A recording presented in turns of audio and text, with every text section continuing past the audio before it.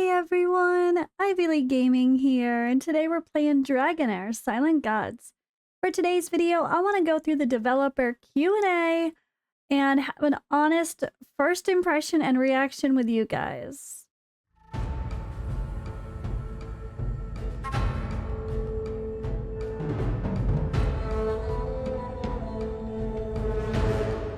So you might have already seen some other content creators start posting about this, or if you're in the official Discord, I know they posted it there, but I try to always bring the news and also give you my input and honest opinion and reaction overall as well. Even if others have done it, hey, I might have a different thought, and I hope I appreciate you guys that like to hang out and see what I have to say about something. So let's get into this dev Q&A. I have not read it yet, guys.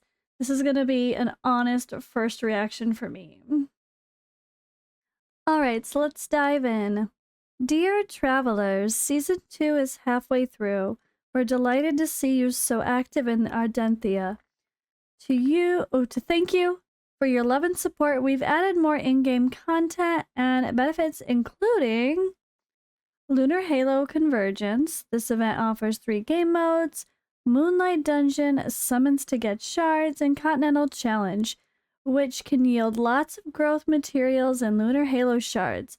By collecting Lunar Halo Shards, you can exchange them for Healer Light Die, Starlight Stone Die, Ardreth, a legendary hero, and other rare rewards from the Lunar Halo shop. So obviously this one has been planned since the start. It's been there on the calendar. We know it's just like the UTR event from Season 1. And quick combat, we added multiplied challenge tickets, which you can earn from Moonlight Dungeon and other events. This item lets you spend 2 times the stamina and earn double the settlement rewards from quick combat. Additionally, the developers of Dragonheir Silent Gods heard your voice. They are here to answer some most discussed questions with you. I hope the NPC Mutated Scaradia can one day become a playable hero for us all to draw and collect. The reply? They are indeed a new hero in the making. You'll meet her soon. Generally speaking, most of the in-game NPCs will eventually become playable heroes of various rarities, so stay tuned for news about the design of this hero. Yeah, I think we really saw that a lot from Season 1, the underground area with like the mines and the elves. A lot of those characters were in the story. Like Nissa, I remember very specifically as an example, as someone who ended up coming to the game. Alright, some elements are imbalanced, especially necrosis, which is too weak. I hope the game can see more balance-related changes. So balancing issues are also a top priority list. We are aware that we haven't made a lot of changes when it comes to hero balancing. However, for future new heroes, we will prioritize designing more powerful heroes for the weaker elements, so stay tuned. But you don't want to only bring out new OP heroes that require players to get those new OP heroes, or else the ones they already have just suck. That's literally the exact opposite of balancing heroes. That's the exact opposite of what they should do regarding the specific topic of balance. I can't say the opposite because, okay, if this certain element is missing a certain thing, which is like we were talking about, how much, like the lack of attack penalty for certain elements, more like they need to pay attention to those things. But you don't want to render your current characters useless because the only one that's good is the new one that came out. You don't want that. That's called power creep. That's called pay to win. It's called greedy. It's called people quit the game because they don't want to see that. That's what other games have led to a serious downfall that I've seen when they start to only add in powerful heroes to make up for the weaknesses of others. While, yes, it's good to bring other characters up to the level, if someone is powerful, instead of nerfing a hero, you should do that with existing characters. Add to their kit. Make, instead of summoners, which is necrosis is not weak by the way. Necrosis is amazing, but the summon type heroes are weak. The summon type heroes, their summons just die and they're useless in a lot of areas of the game.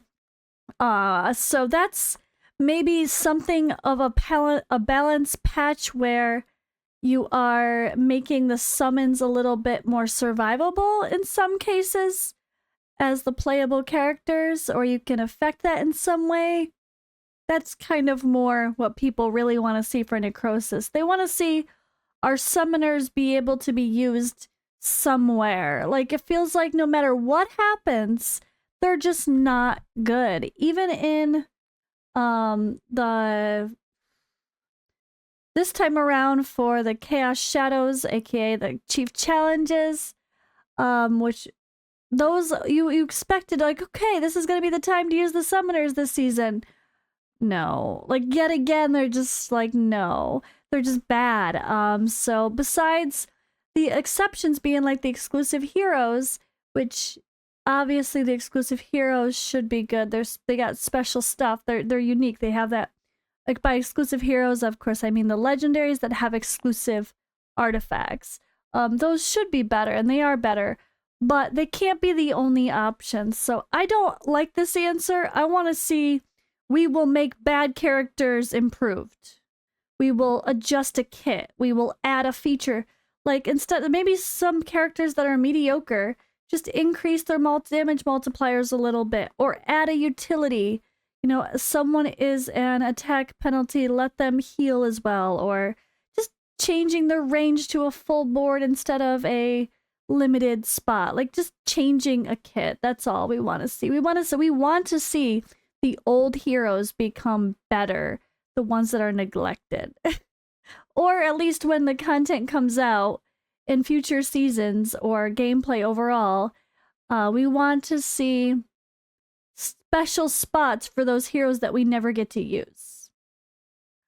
Rose fails as a healer in Temporal Vortex. I hope you can improve this hero. This is the hashtag Justice for Rose we've been asking for. And, guys, roger that. Regarding this, we're already planning to make updates to this hero. More details will be announced soon. That's what we want to hear. All right, now on to game modes. Temporal Vortex and 3v3 team-based arena take too long. I hope we can speed up these battles too. They are hard working on relevant features. Meanwhile, we encourage you to share more feedback with us. Yeah, I think some of these, it's weird. Like, the idea of 10 times was amazing, and it's great where they have it now, but no one expected a 10 times speed. It just looks glitchy and crazy, and it's too much. If anything, they should do like 3 to 4 times speed. That won't be quite so taxing on their servers and our graphics cards and our computers. But, or whatever, CPUs, whatever. But there should be some cases where if they're gonna go 10 times and be that crazy, you might as well just be like a skip to the end of the battle or skip to result feature. 10 times is a bit much, and it just looks wonky and glitchy, and it's strange. I think if they just added a 3 times speed, people would have been happy for most of these. But when it comes to the really long stuff, arena, 3v3 arena, and regular arena, we have no influence in the battle whatsoever. So there's no reason for us to even choose to see the battle for all we care, right? Like, unless you want to see it to be able to perfect your team in that moment, but sometimes you're just grinding and farming and you just want to get it done, that's where an instant skip feature would be perfect. That's where. I hope there are more filter options added to the gallery feature, such as buff dispels, debuff dispels, and healing, so we can find the ones we want easier. They did already do that. We'll see which filter options you use the most and add them to the gallery. So this is interesting. Oh, in the gallery, you can already do that. That's what they added recently. So this question or this hope This is something I've put out a lot. Maybe that could be from something I directly said. I was hoping that stuff would be added, and they did add it, so I think they actually did really good there. That's already there. All right, I think it'd be a good idea to add more game modes that require teamwork. So we are developing new team-based game modes. Stay tuned. Maybe in the idea of the outer, what is it? The rifts, Outland Rift, the Outer Rift, they've had them called different things, so I can never remember what they're actually called now. But the Behringer fight, where you have someone join you, maybe a couple other things where people can join you. As long as it's like not required. I like that they have the option that doesn't require, or that you can share with the server so random people can join. I think sometimes forced PvE or forced multiplayer co-op is not good because not everyone wants to play with other people or has friends to play with, and it makes them just feel awkward. So I think it's nice when we have the option to just ask the server for help. So I like that they do that. I think it's a good idea to make surplus imprint stones useful. I mean, how many people really have every legendary artifact in the game? Or you have everyone fully inspired and every legendary artifact in the game. Is that really a thing? I don't think so. Like 5 people in the entire game, maybe? I don't know. We have something planned for you to use surplus imprint stones, so please be patient with us. I don't need anything else to use imprint stones. We already have to, I mean, we should be encouraged to inspire our heroes or to, yeah, get good legendary artifacts. Having another thing to spend them on, spreading out the places to use the resource, I don't think that's a good thing. I don't really, I really want to know, is there anyone who has fully, like, I don't know how you would have every single artifact and your characters are fully awakened or inspired as well. I mean, I guess it must be possible. What am I saying? There's definitely people with inspiration 5s, so maybe it's possible, but that sounds crazy. That sounds like a 0.01% of the population problem. All right, about the updates. All right.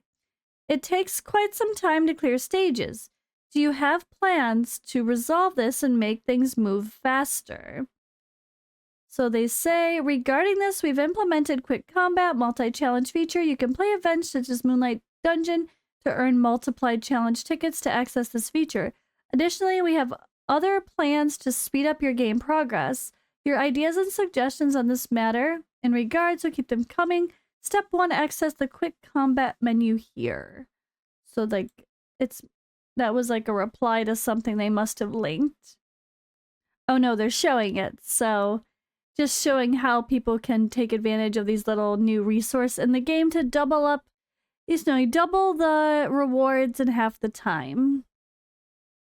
Season 2 hasn't offered enough new content, and things can get repetitive and boring. I hope to see more new in-game content. I mean, that's true. It's harsh, but it's true. Like, it was cool, but you know damn well people are pushing the story as fast as we can on the first couple of days, and it only took 3 days to be done with the story. That's it. If you just did it, if you pushed the max every day of what the game lets you play, that's it. That's not good. That's not enough. So we've received feedback from many players about the lack of content in Season 2, and seasonal mechanics only make things worse. Currently, the developers are hard at work trying to improve more seasonal content with high replay value. So one of my tips, or one of my thoughts, was to make the whale feature be replayable.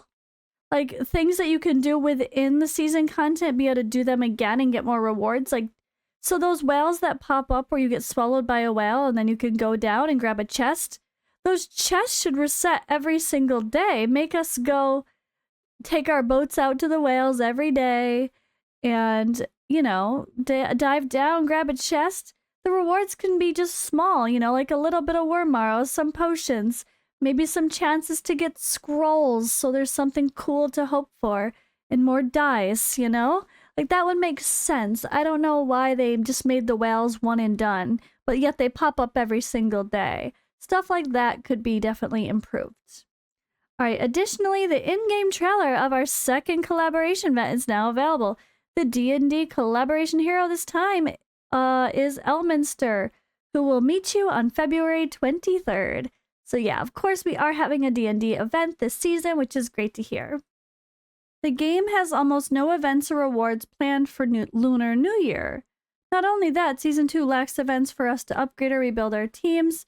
There's only a few new maps. I hope the developers can focus on these issues. So the seasonal experience mechanic has more potential to be explored, and the game development has indeed come to a bottleneck. But rest assured, because our goals and expectations for the game remain unchanged, in Season 2 we realized how important it is to add more unique, in-depth content to each new season. So thank you for submitting your feedback. As always, the developers will read your comments and suggestions while designing changes and updates accordingly. We encourage you to submit your feedback via our customer support. Just log into the game, go to settings, and tap the customer support icon. So that's the little headphones icon there. That's also the place where you can see your summoning record for the past 7 days if you want to see how much you've had, and which actually does like your total for your account. So you could really see how many total like Starlight die you've ever pulled or something like that. It's pretty cool, actually. All right, and that's about it for this Q&A session. A big thank you to everyone who's made their voice heard. Adenthia is a more enchanting place because of you. Meanwhile, we encourage you to send feedback and suggestions on various platforms. The Dragonheir Silent Gods team will do its best to polish the game accordingly to your expectations and bring you more awesome gaming experience. All right, well, that's all for now, guys. Let me know what you think in the comments below. I'm absolutely most happy to hear that Rose is getting her, which I knew from another post, that Rose is going to be adjusted. So she probably will work in Vortex and Rot, like the two places she could be the most helpful for her heal and dispel of a debuff, which would be amazing and a life changer for a guild boss, honestly. It'd be so, so good. Be really happy to see that, but it gives more options, that's for sure, in a limited pool where it's mostly only legendaries that can do those roles. But alright, guys. Thank you for hanging out with me and watching. More content to come. I'm still loving Dragonheir overall. I look forward to opening it every day. Hope you do too. And I will see you in the next video.